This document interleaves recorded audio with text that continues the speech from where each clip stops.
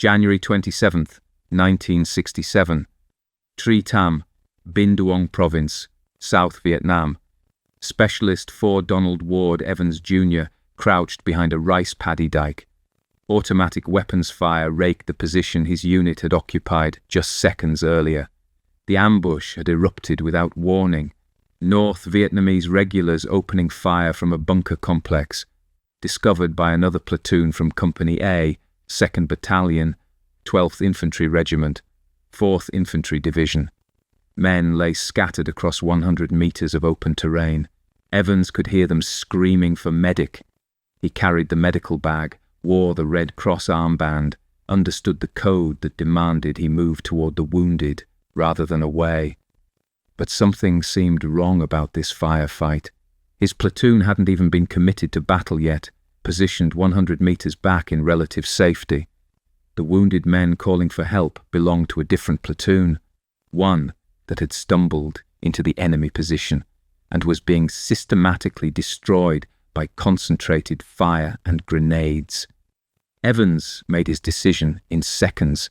He sprinted across open ground through withering fire and exploding grenades, reached the first wounded soldier, administered life-saving treatment while bullets kicked up dirt around him, then moved to treat each of the other wounded men. What Specialist 4 Donald Ward Evans Jr. did over the next hours would earn him the Medal of Honor posthumously, proving that some soldiers measure duty not in tactical calculations, but in lives saved regardless of cost. The 23-year-old medic from Covina, California, was about to demonstrate that heroism isn't about surviving combat, but about refusing to let brothers die when you can reach them, even when reaching them means accepting wounds that will kill you. Evans made his decision before conscious thought could intervene. He rose from cover behind the rice paddy dike and sprinted directly toward the sound of screaming. 100 meters of open ground separated his platoon's position from where the wounded lay scattered across the battlefield. North Vietnamese machine gun fire raked the terrain, kicking up dirt in patterns that demonstrated deliberate targeting. Evans ran at full speed, his medical bag bouncing against his hip, the Red Cross armband on his left sleeve marking him as priority target, under enemy doctrine that ignored Geneva Convention protections. Combat medics in Vietnam faced mathematics that defied moral calculation. They carried no offensive weapons in many cases, wore identifying red crosses that enemy forces deliberately targeted, and operated under code that demanded moving toward danger when every instinct screamed for cover. The North Vietnamese and Viet Cong understood that killing medics multiplied casualties exponentially. A wounded soldier might recover. A wounded soldier denied treatment died. And watching medics die trying to reach casualties broke unit morale more effectively than any tactical victory. Evans understood these calculations. Every medic in Vietnam understood them. The code demanded treating wounded regardless of risk, and that code transcended rational self-preservation. Evans covered the 100 meters in maybe 30 seconds, though small arms fire made each second feel extended beyond normal time. He dropped beside the first casualty, a soldier from Company A's lead platoon who had taken rounds through the abdomen. Evans tore open his medical bag, extracted field dressings, and began applying direct pressure to stop bleeding, while enemy rounds impacted the ground around them. The wounded soldier was conscious, screaming, going into shock from blood loss. Evans worked with hands that remained steady despite the fire, administering morphine, applying pressure dressings, securing airways. He saved the soldier's life through treatment administered under conditions that should have killed both of them. The medic's code that Evans embodied transcended unit boundaries and transformed professional duty into universal brotherhood. He wasn't treating a soldier from his own platoon. He was treating a wounded man who needed a medic, and Evans carried the medical bag.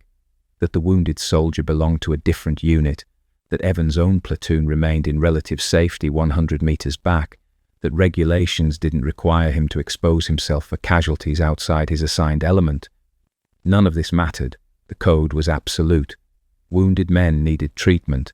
Medics provided treatment, and risk was subordinate to duty. But as Evans finished treating the first casualty and glanced across the kill zone, he counted at least 6 more wounded men scattered across open ground, each of them screaming for help that no one else would provide, because reaching them meant crossing terrain swept by concentrated fire. Evans had made one trip across that 100 meters and survived through combination of speed, timing, and probability. Making a second trip would compound the odds against survival. Making 6 trips approached mathematical certainty of death, yet the wounded continued screaming, and Evans remained the only medic close enough to reach them before they bled out. Evans dragged the first casualty back to cover, then immediately turned and sprinted back across the open ground, toward the wounded men who remained exposed. The second trip was more dangerous than the first. North Vietnamese gunners had identified the medic with the Red Cross armband and adjusted their fire accordingly. Rounds kicked up dirt in patterns that tracked Evans' movement across the kill zone. Grenade fragments from enemy fire exploded near his position. He reached the second wounded soldier and dropped beside him, hands already pulling field dressings from his medical bag before his knees hit ground. The North Vietnamese deliberately targeted medics as tactical doctrine. Killing a rifleman removed 1 gun from the fight. Killing a medic multiplied casualties by denying treatment to wounded soldiers who might otherwise survive. Preventing evacuation forced units to divert combat personnel to carry casualties, degrading fighting strength. Most devastatingly, watching medics die while attempting rescue broke unit cohesion more effectively than any amount of firepower. The enemy understood that Americans prioritized casualty evacuation above tactical objectives, and they exploited this cultural value ruthlessly. Evans' Red Cross armband made him the highest value target on the battlefield, after officers and machine gunners. Evans treated the second casualty, then moved to a third without evacuating to safety. He moved from wounded man to wounded man, administering morphine, applying tourniquets, stabilizing airways, offering encouragement through words that somehow carried over the noise of combat. Each casualty received treatment that saved lives, treatment administered under conditions where most medics would have been killed within minutes. Evans survived through combination of speed, tactical awareness developed through months in country, and sheer statistical improbability. But probability operates on mathematical principles that don't accommodate repeated trials. Each trip across the kill zone increased the odds that the next burst of fire would find its target. The psychological horror of Evans's choice was absolute. Courage in a single moment can be understood as adrenaline, instinct, or trained response. But Evans made the choice repeatedly, trip after trip, each time understanding that the probability of death increased with every crossing. This wasn't momentary bravery, but sustained defiance of fear, calculated acceptance of odds that approached certainty, systematic choice to prioritize wounded men above personal survival. The men watching from positions of relative safety witnessed courage that transcended normal human capacity for facing death, proving that heroism isn't measured in single actions, but in the accumulated weight of decisions made under conditions that should break anyone. As Evans treated the 4th or 5th casualty, witnesses would later differ on exact count. Grenade fragments struck him in the shoulder and leg. The wounds were serious and painful, bleeding profusely enough to weaken him noticeably. Officers and fellow soldiers shouted for him to fall back for treatment. Evans ignored them. He finished treating the wounded soldier beside him, then dragged that man back across the fire-swept ground to safety. The evacuation required carrying another person's weight across 100 meters of open terrain. While wounded, bleeding, and under continuous fire, Evans accomplished it. Deposited the wounded soldier behind cover, then turned and prepared to return to the forward area where more casualties remained. Evans' own platoon had been committed to battle by this point, ordered forward to reinforce the ambushed unit. As his unit moved into position, Evans continued treating wounded soldiers scattered across the battlefield. His medical bag was nearly empty, depleted by repeated use. Blood soaked his uniform from shoulder and leg wounds that would have justified medical evacuation. His hands shook from shock and blood loss. Fellow medics and officers repeatedly ordered him to fall back for treatment. Evans refused. More wounded men required aid, and he remained capable of providing it despite his deteriorating condition. Evacuating wounded under fire represented the most dangerous action a medic could attempt. Treating casualties in place allowed medics to work from positions of relative cover, moving between casualties while maintaining tactical awareness. Evacuation required sustained exposure while carrying another person's weight across open ground. Unable to seek cover or defend yourself, moving slowly enough that enemy gunners could track and engage you. Most medics treated casualties in place and waited for litter teams to perform evacuation. Evans had been performing both roles simultaneously for over an hour, treating men where they fell, then dragging or carrying them across 100 meters of kill zone to safety. As he moved to treat yet another wounded soldier, Evans recognized that this casualty's wounds required immediate evacuation. Waiting for a litter team meant the soldier would likely bleed out before reaching medical aid. Evans made his decision without apparent hesitation. He lifted the wounded man onto his shoulders in a fireman's carry and began moving across the open ground toward the aid station. The load was substantial. The distance was 100 meters. Enemy fire was concentrated, and Evans was already weakened from his own wounds and blood loss. He moved forward anyway. The medic's creed that Evans embodied in those final moments transcended written doctrine or formal training. It represented distillation of values that separated combat medics from other military specialties. That saving lives mattered more than preserving your own. That duty extended until death made continuation physically impossible. That wounded men deserved every chance at survival regardless of risk to the person providing treatment. Evans could have stopped at any point. His own wounds justified evacuation. He had already saved multiple lives through actions far exceeding normal expectations. But the code permitted no calculation of personal risk against duty owed to wounded men who needed a medic. Evans covered maybe 50 meters before additional enemy fire struck him. The rounds hit with enough force to stop his forward progress. He staggered, went down on one knee, attempted to rise. Witnesses watched him struggle to maintain the carry despite wounds that should have killed him instantly. He managed several more steps before collapsing. The wounded soldier he had been carrying survived. Evans did not. His body was found later, still in carrying position, arms wrapped around the comrade he had died trying to save, testament to devotion that extended literally until death made continuation impossible. Combat medics in Vietnam sustained casualty rates that exceeded almost every other military specialty. More than 1,100 Army medics and 680 Navy corpsmen were killed in action during the war. About 3,300 more were wounded. These numbers represented disproportionately high losses compared to the roughly 10,000 medical personnel who served in combat roles. The mathematics were grim. Being a medic or corpsman in Vietnam meant facing odds of death or injury that approached 1 in 3, higher than infantry riflemen, and exceeded only by point men and machine gunners who drew concentrated fire. The reasons for these casualty rates were tactical and cultural. Army medics received minimal combat training, about 14 hours of field training compared to weeks of medical instruction. They carried medical bags weighing 15 to 20 pounds, filled with bandages, morphine, plasma, and instruments.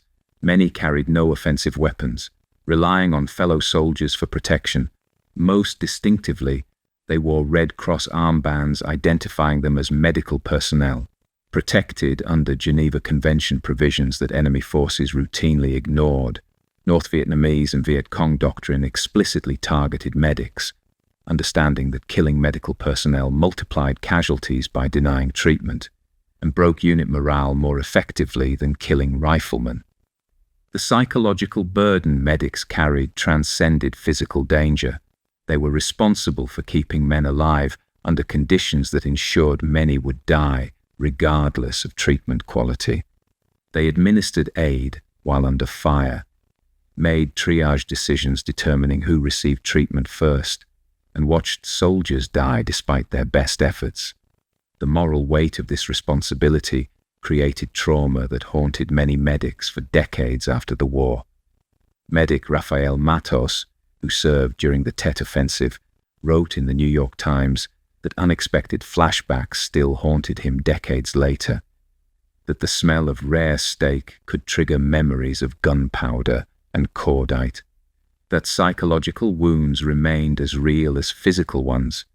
Yet medics like Evans represented the purest expression of military service, saving lives rather than taking them, while infantry soldiers trained to engage and destroy enemy forces, medics trained to heal regardless of whose life hung in balance. The medic's code demanded treating enemy wounded alongside American casualties, providing aid to civilians caught in combat, and moving toward danger when every instinct demanded retreat.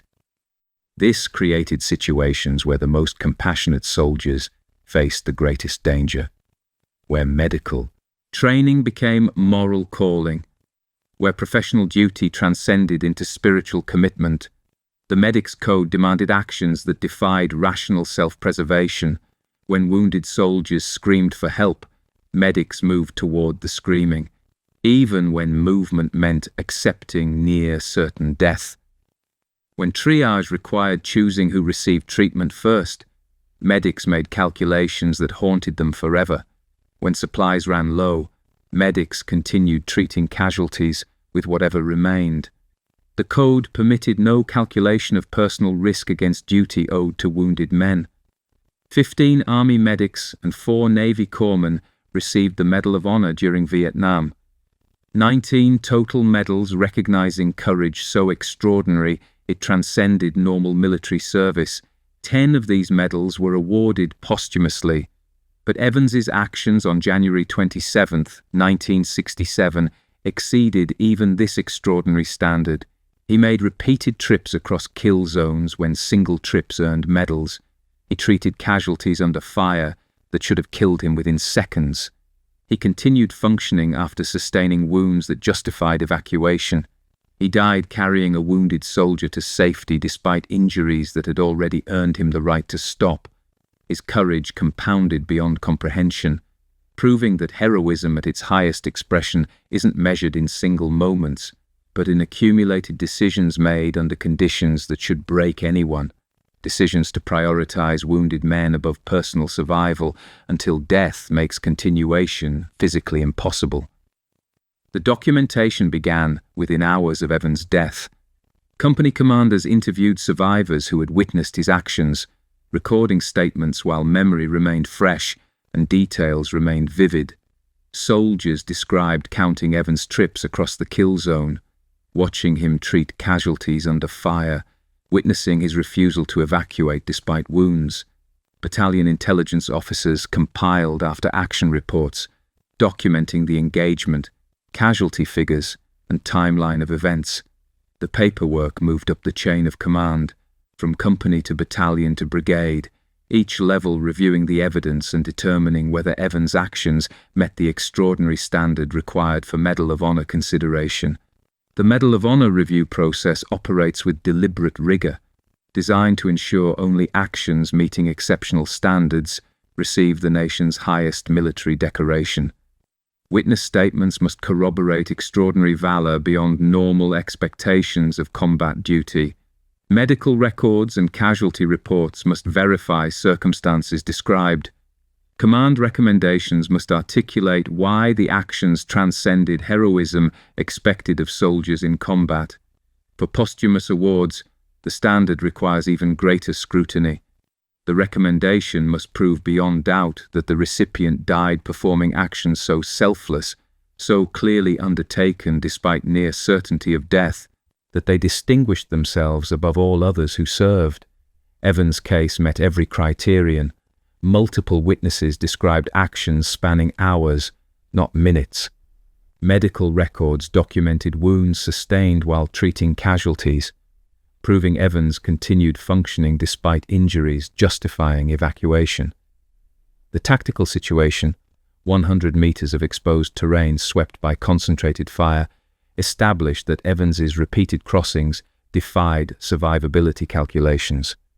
The final carry, performed while wounded and under fire, represented courage so absolute that no reasonable person could question whether it exceeded normal expectations. The recommendation moved forward with unanimous support through every level of review. Notification reached Evans' family in Covina, California, months after his death. The telegram arrived with formal language explaining that Specialist 4, Donald Ward Evans, Jr., would be awarded posthumously the Medal of Honor for conspicuous gallantry and intrepidity at risk of life above and beyond the call of duty. The citation detailed his actions with clinical precision that somehow captured the extraordinary nature of what he had accomplished. The repeated trips across fire-swept ground, the treatment administered under conditions that should have killed him, the refusal to evacuate despite wounds, the final carry that cost his life while saving another. The medal honored not just Evans but represented all medics who died saving others. The citation described one man's actions on one day, but the courage it recognized belonged to thousands who wore the Red Cross, carried the medical bag, and moved toward danger when everyone else sought cover. Evans became symbol of sacrifice shared by every medic who died treating casualties, every corpsman who refused evacuation to continue working, every medical specialist who understood that the code demanded prioritizing wounded men above personal survival.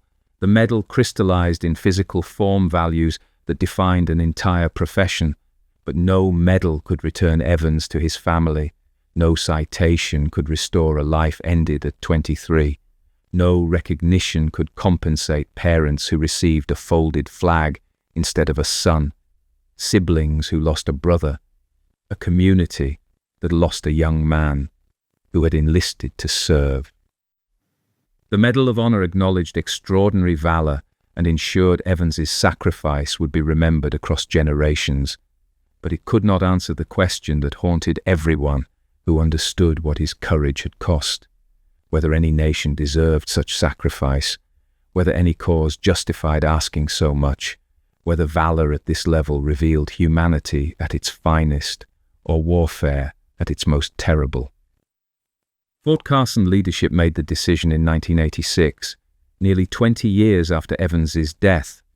The original hospital complex, built in 1942, would be renamed Evans Army Community Hospital, ensuring that Specialist 4 Donald Ward Doc Evans, Jr. would be remembered through an institution dedicated to the healing mission he had died fulfilling. The naming represented more than ceremonial honor. It established perpetual memorial in daily service provided to soldiers and their families. Military facilities named after Medal of Honor recipients serve functions transcending commemoration. The names become constant reminders of values defining military service. Soldiers receiving treatment at Evans Army Community Hospital learn why the facility bears that name. The story of a 23-year-old medic who made repeated trips through kill zones to save wounded men, who refused evacuation despite his own wounds, who died carrying a comrade to safety. Medical personnel working at the hospital understand they practice healing arts in building named for someone who embodied those values absolutely. The name transforms facility into living lesson about duty, sacrifice, and the medic's code that prioritizes saving lives above preserving your own. Evans Army Community Hospital opened at Fort Carson and began fulfilling its mission of providing health care to military personnel and their families. The facility grew into substantial operation, 2,300 military and civilian personnel, 76 beds, serving enrolled population exceeding 55,000 beneficiaries, conducting about 3,500 outpatient visits daily. The hospital manages 16 outlying clinics and teams, including soldier-centered medical homes providing health care across Fort Carson, behavioral health clinics offering mental health services, and public health facilities focused on disease prevention. Evans Army Community Hospital has earned recognition for quality care, receiving highest scores among military healthcare facilities and earning American College of Surgeons commendation for surgical patient outcomes. The continuity was profound and complete. Evans had died saving lives through emergency medical treatment administered under fire. The hospital bearing his name continued saving lives through comprehensive healthcare provided in peacetime conditions. Evans had embodied the medic's creed that healing transcended self-preservation. The hospital staff embodying that same commitment to patient care worked in facility named to honor that principle. Evans had demonstrated that some lives were worth dying for. The hospital demonstrated that all lives were worth healing. That medical care provided with excellence represented different expression of same values Evans had proven through ultimate sacrifice.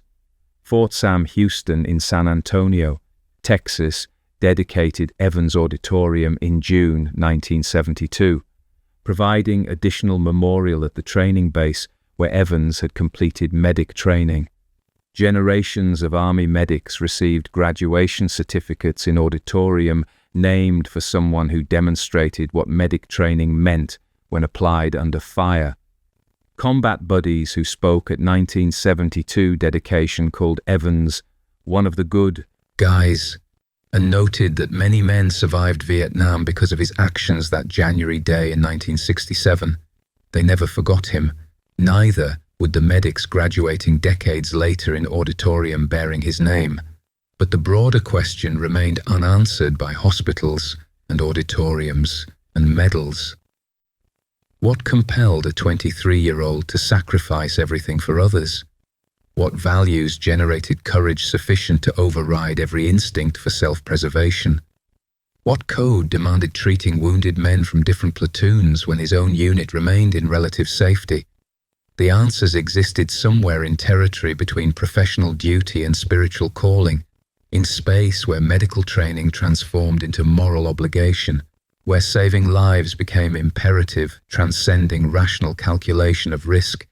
Evans' name on hospital walls ensured the question would continue being asked by each generation serving after him, preserving not just memory of his sacrifice, but the values that motivated it.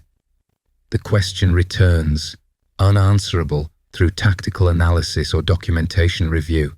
Why would a 23-year-old repeatedly enter a kill zone to save men who weren't even from his unit? The mathematics of survival argued for staying in cover. Professional duty had been satisfied after the first rescue. Unit regulations didn't require exposing himself for casualties outside his assigned platoon. Yet Evans made trip after trip, each crossing increasing probability of death until probability became certainty. The answer existed somewhere beyond rational calculation, in territory where professional training transformed into moral calling. The medic's code operates at intersection of medical ethics and military duty, creating unique moral burdens that transform healing into spiritual commitment. Medical ethics demand treating all patients impartially, providing care based on clinical need rather than personal connection or tactical advantage. Military ethics demand loyalty to unit and mission, prioritizing force protection and operational objectives. For combat medics, these obligations create impossible calculations, move toward danger when instinct demands retreat, treat enemy wounded alongside friends, continue functioning when witnessing horrors that would break most people. The Geneva Convention provides protections medics cannot renounce. They may carry only defensive weapons, must wear identifying red crosses, cannot become combatants by choice, But enemy forces routinely ignore these protections, targeting medics specifically to multiply casualties and break unit cohesion. Evans's actions weren't aberration, but logical extreme of values all medics share. The code demands treating every wounded soldier regardless of risk, regardless of unit affiliation, regardless of tactical calculations, arguing for abandoning casualties when rescue probability approaches zero. This creates situations where the most compassionate soldiers face the greatest danger, where medical training becomes moral imperative, where saving lives transcends self-preservation. 15 Army medics and 4 Navy corpsmen received the Medal of Honor during Vietnam. 19 total recognitions of courage so extraordinary it exceeded normal expectations of military service. 10 awarded posthumously, proving that the medics code sometimes demanded everything. The code's deepest truth emerged through Evans's sacrifice. Courage, at its highest form, is measured not in enemies killed, but in lives saved. Infantry soldiers trained to close with and destroy enemy forces, measured success through body counts and terrain secured. Medics trained to heal regardless of whose life hung in balance, measured success through casualties saved and wounded returned to families. Evans demonstrated that heroism defined through violence represented incomplete understanding of courage. True valor sometimes meant accepting death to preserve life, meant moving towards screaming when tactical logic demanded withdrawal, meant treating wounds inflicted by enemy you could legally kill, but morally must heal if wounded. Evans' Medal of Honor rests in display case somewhere, bronze star suspended from sky blue ribbon. His name marks Evans Army Community Hospital at Fort Carson and Evans Auditorium at Fort Sam Houston. His story is told to new medics during training, reminding them that duty sometimes demands everything.